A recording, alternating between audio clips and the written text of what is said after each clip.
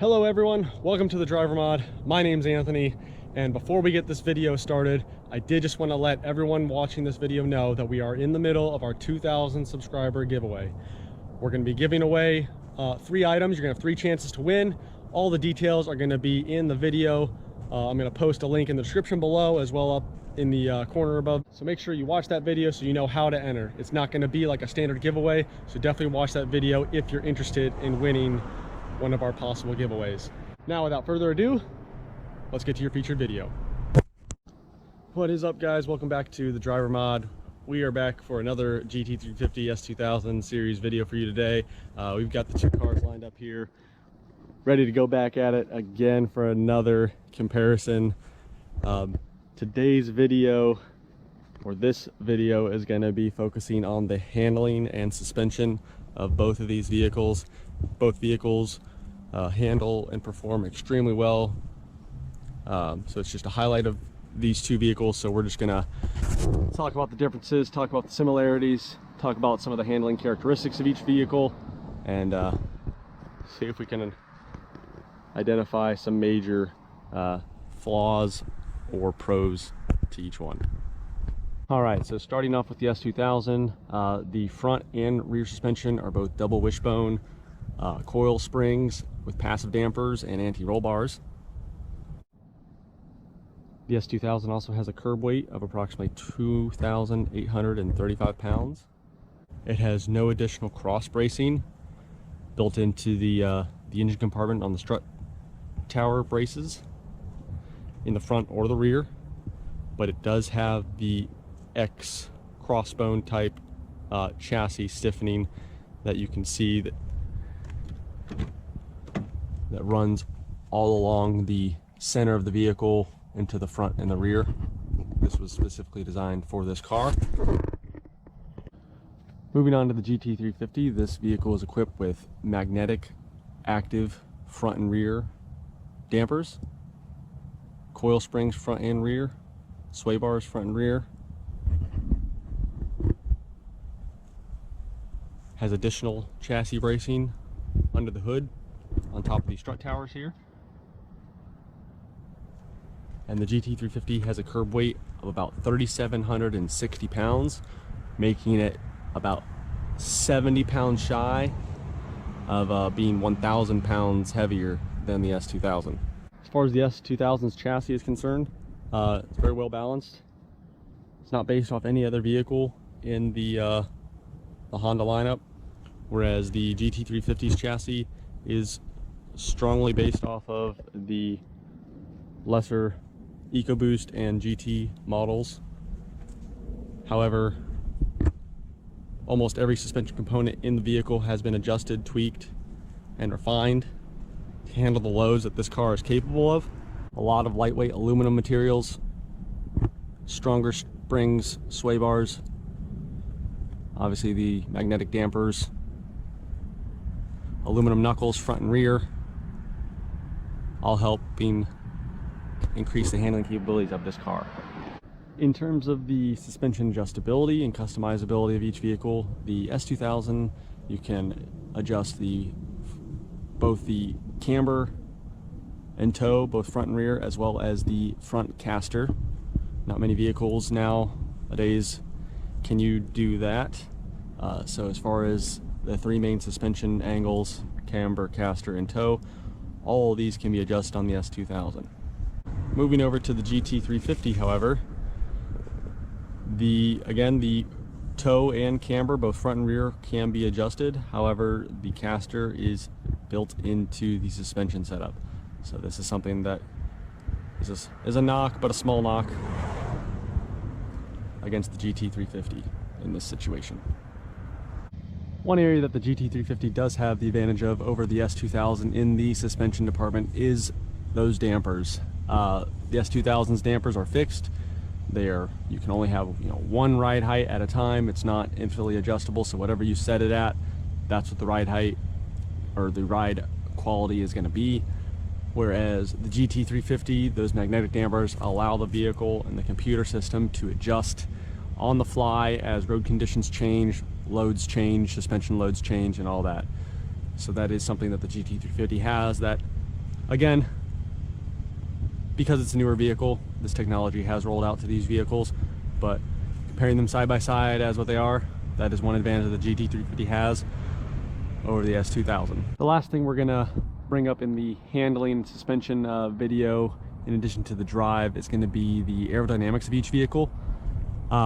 This is gonna be the one situation where I'm not going to give the GT350 credit for the modifications I've done. I've added these canards on the front, and then I've added the 350R OEM splitter to add a little bit of front downforce, but we're not going to take the canards into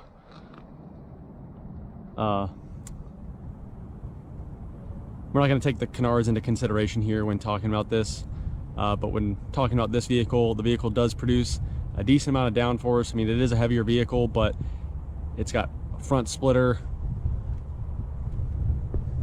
These almost act like a secondary, almost like a canard would, help channel air past the front of the vehicle. The inlet for the air into the radiator comes out through the top of the hood to add some downforce onto the top of the hood.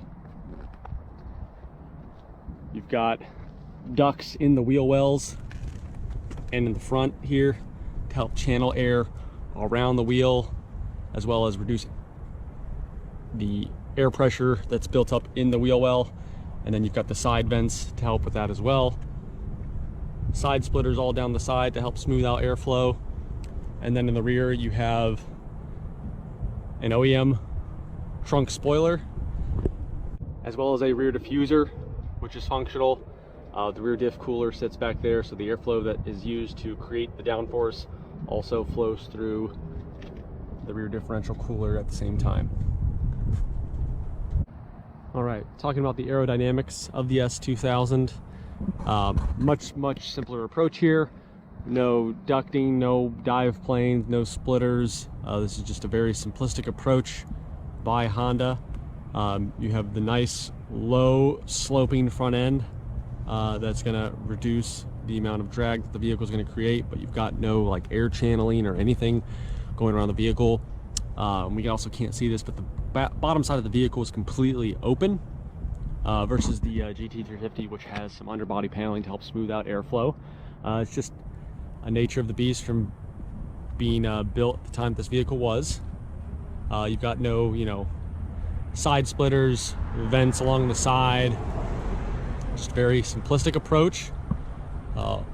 Just the low nose, low profile is basically what this vehicle is relying on. And you definitely do feel that when you go up at speed in its stock form. You've got no, diffusers. You've barely got, a little kick up here on the deck lid. So very simplistic approach. And while effective at low speed, you definitely feel the lack of downforce at higher speeds. That's pretty much all there is to say here, because the vehicle doesn't really have that much to talk about.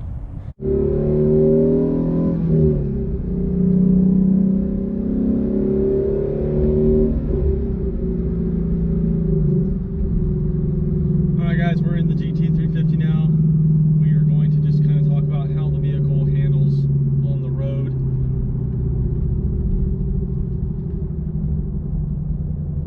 It is very compliant, very predictable. The magnetic dampers really help out in terms of just overall road going quality and feel. We've got the vehicle in the suspension in the sport mode, so this is going to be the firmer of the suspension. You have comfort mode as well, or normal mode. You can also access the race mode, but that's only, or track mode, or that's only accessible when you're in track mode.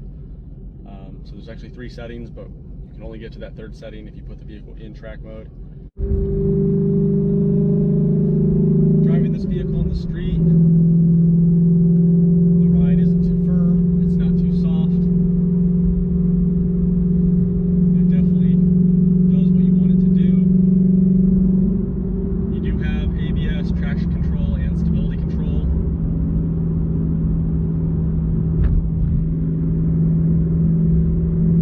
You do have the ability to turn those off.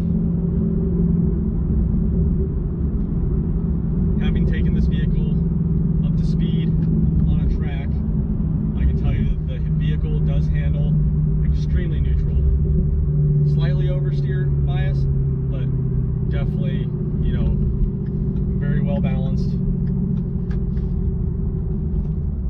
It definitely goes exactly where you want it to go. You never feel like the back end is going to come out from behind you. It's very predictable, and you never feel like the front of the vehicle is pushing through the corner. Ford did an amazing job when they engineered this vehicle, the suspension on it, and the chassis. The S2000 as a chassis is a great chassis, and then when you add the suspension components for the GT350 specifically, it just makes it almost a perfect track car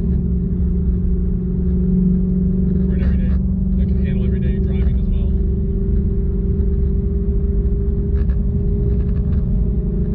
You really have to try to get the back end to come out on you in order for it to do so. It's that planted to the road.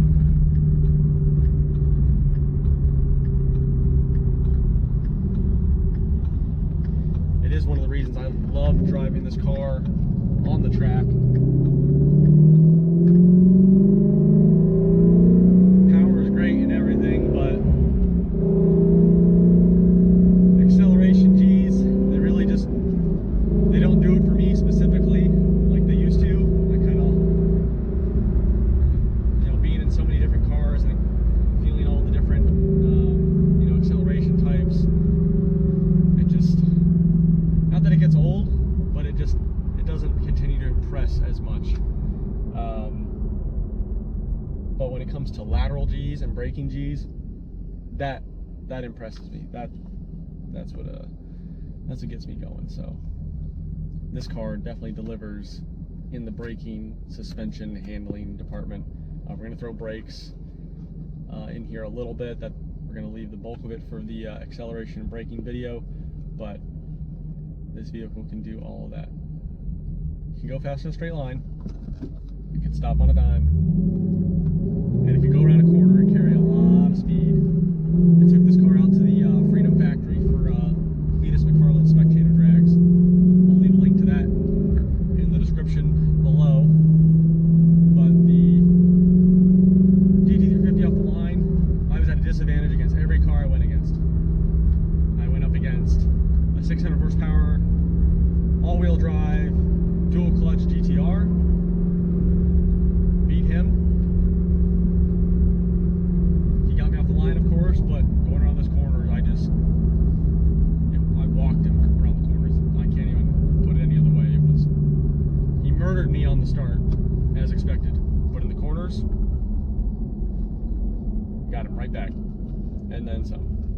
And then the next round, I went up against another all-wheel drive dual clutch stage 2 Audi S3. I don't know what I did to deserve getting those 2 draws in the first round, but went up against him, best 2 out of 3, and I beat him as well. It was actually a little bit closer than the GTR round, which I was impressed. I was surprised. Then I went against my friend Matt and his C8 Corvette. He got me because that car not only could accelerate better off the line like the other 2 cars could, the Audi and the GTR, but he could carry the same amount of speed through the corner. So my advantage was nullified there. So, but that's where this car really made a name for itself, is in the corners. And get into the S2000. The amount of body roll and body control this car has, it does have some, but those dampers, they really, you really don't feel like you're driving a 3,800 pound car around the track, because the suspension and the dampers do and hide the weight and handle it so well. It just, you feel like you're in, maybe not a 3,000 pound car, but you definitely feel like you're in a car that's significantly lighter than 3,700 pounds.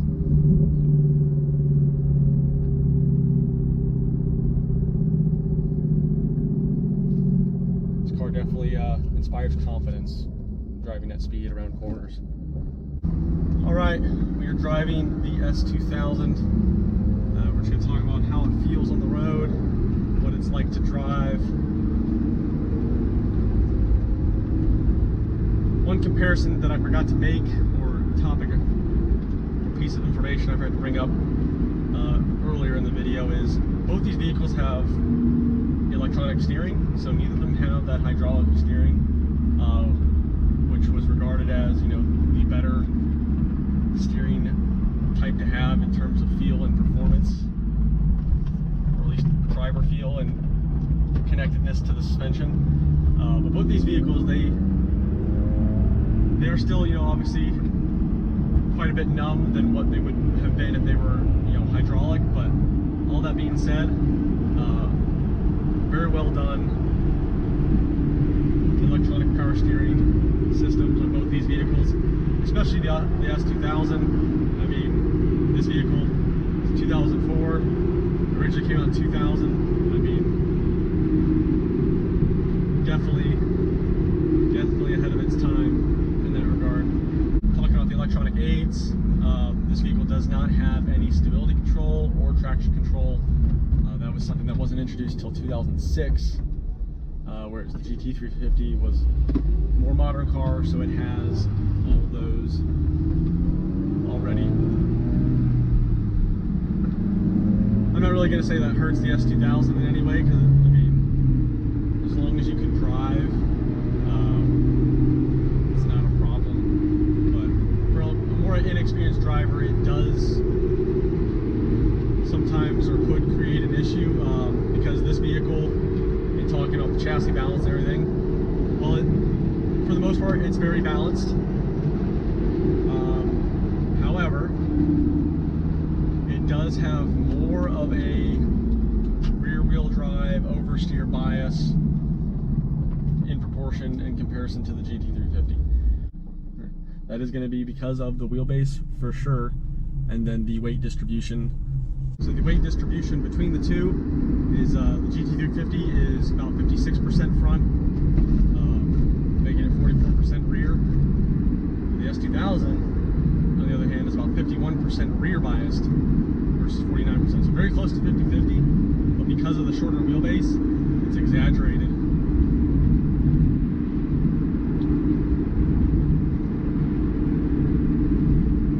It is a lot snappier, for sure. Both vehicles up to speed, at speed, and the S2000, because of the lack of downforce and that snappy nature, it does tend to want to oversteer more, which isn't a bad thing, again, as long as you know and are expecting it, but it's definitely not as predictable as the GT350 is and compliant. So you definitely got to be on your toes more when you're driving the S2000 in an aggressive manner than you would be in the GT350 for, again, a number of reasons. Electronic stability aids, downforce, weight distribution. In terms of driving the cars on everyday roads, the S2000 does have a lot firmer and stiffer of a ride, and with no, you know, adjustable dampers on the fly to help mitigate that, you're pretty much stuck with that. I mean, it's not really gonna change. So with all that being said, we're gonna head back to the GT350 and put them side by side and go over which vehicle will be awarded which point. All right, everyone, we are back. We are ready to go through a brief overview of everything that these cars were just competing with each other with, if you will. The main topics that I wanted to score and judge these cars on were as follows. We have weight and weight distribution, the alignment and adjustability, and basically the customizability of the suspension as stock,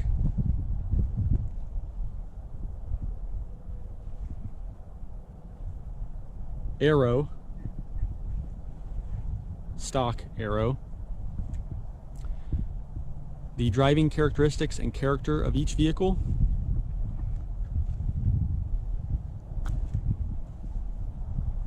and then as far as driving them in a sense of which one feels more agile and responsive. So that being said, here we go. In the weight and weight distribution category, the point for that is going to be going to the S2000. It's pretty cut and dry in terms of why the vehicle is almost 1,000 pounds lighter, and the weight distribution 51% rear and 49% front. And that a lot of that has to do with the front mid-engine design of this vehicle. For those that aren't familiar with the S2000, the engine, the complete front timing case of the engine sits behind the front axle, actually making this car a mid-engine, a mid-front engine, if you will, versus you have, a mid-rear engine, like a, like the new C8 Corvette, or a completely front engine as the GT350 is, as that engine, some of it does overhang the front axle.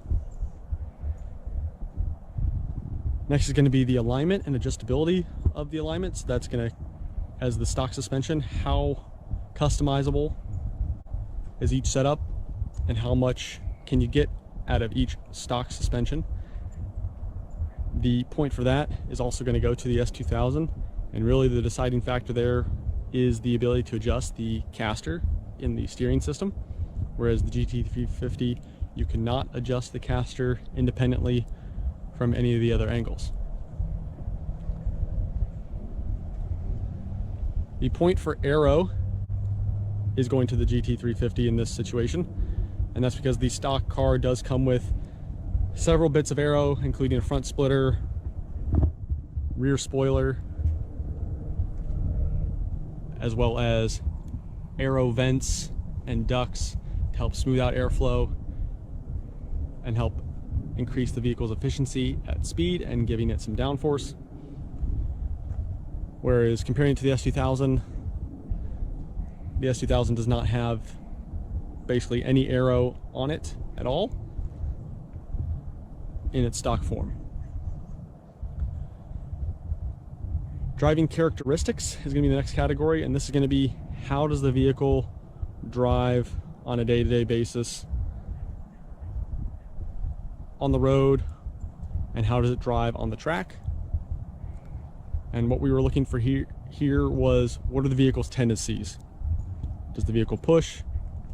Does the vehicle oversteer? Does the vehicle snap? Have a snappier, twitchier response? So being that the S2000, it is more snappy oversteer and less predictable, and the GT350 being more neutral and easier to predict and control, we are giving the point to the GT350 for that.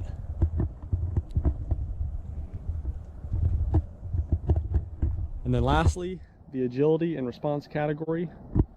A big portion of this is going to be due to the weight, but the S2000 is getting the point for that in this video. And again, a lot of that is due to the significant weight difference, and then also the weight distribution also plays into effect there.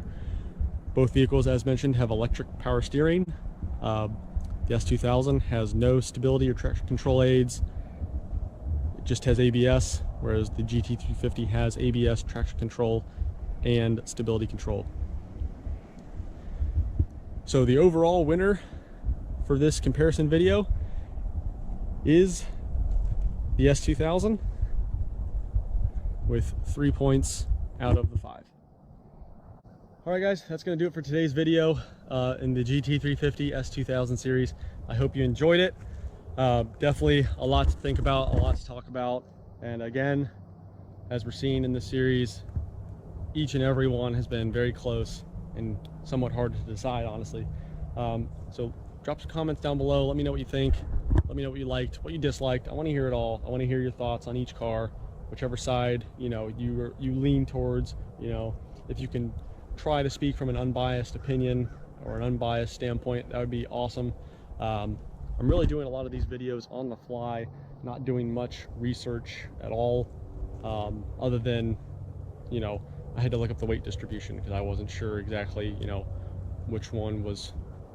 I knew the S2000 was more 50-50 because of the engine, placement, but I wanted to get an exact number. But I'm really trying to give a genuine, you know, raw feel and experience and what it's like to have and drive both of these cars, to make it as genuine and authentic as possible. Definitely trying to keep all bias out of the equation. So if you do have anything that you'd like to add, definitely I would appreciate it if you could do the same. That being said, thanks for watching this episode of the GT350 S2000 series here at the Driver Mod, and we'll see you on the next episode.